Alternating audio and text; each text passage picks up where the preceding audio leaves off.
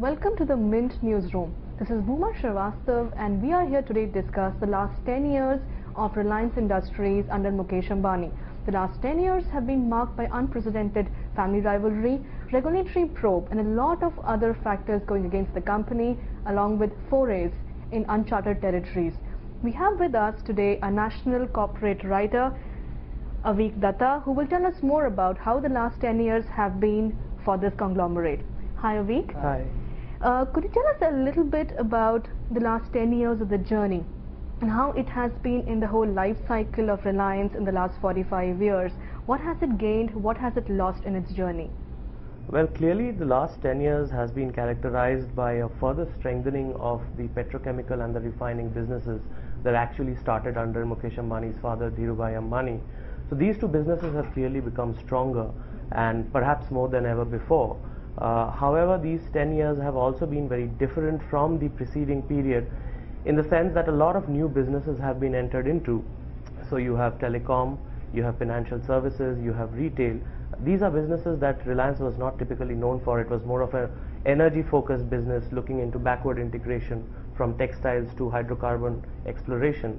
But now Mukesh Ambani's mantra for this company's growth is clearly consumer focused businesses, which is what we will see a lot of going ahead. The last 10 years have also seen a lot of family strife, followed by truce, regulatory probes, and overall scrutiny on the company. Has that to some extent changed the DNA of the Reliance in the way it relates to others? Well, let's begin with the family rivalry part. I mean, of course, there was a huge feud between the two brothers, and after that, Anil Ambani has gone on to form his own business group. But analysts don't read too much into that, because at the end of it all, Mukesh Ambani was left with the physical assets and the up and running businesses which were already generating a lot of cash. The new businesses that actually went to the younger brother were just kind of starting off. They were not mature, they were not cash generating, and so that was what RIL was left with. In that sense, no, it has not had too much of an impact. What has had an impact is, of course, this huge issue of declining gas production from KGT6 and a lot of regulatory scrutiny that has arisen from that, which has also taken a toll on investor confidence.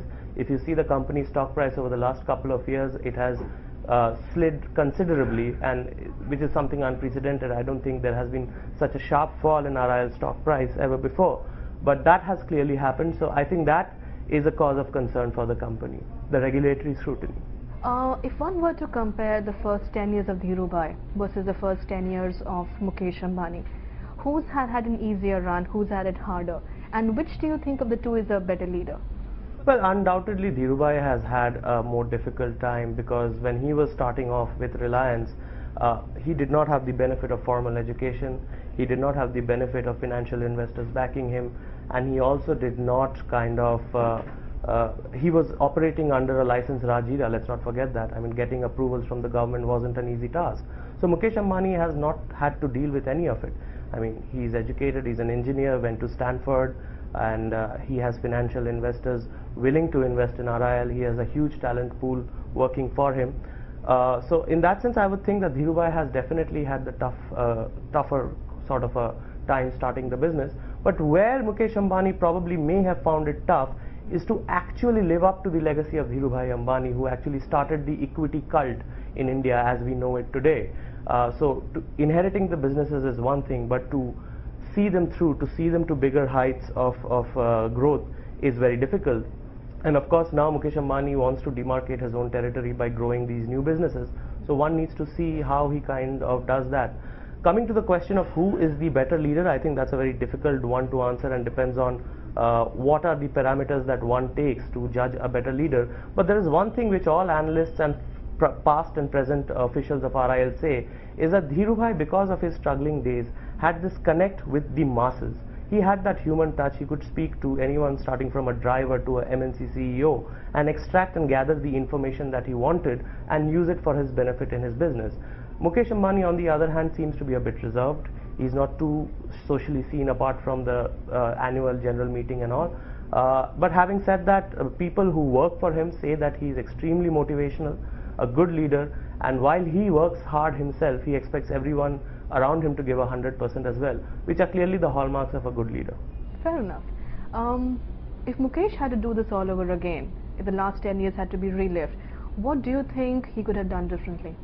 As far as refining and petrochemical businesses are concerned, I don't think too much, because those businesses are speaking for themselves, generating revenue and profitability.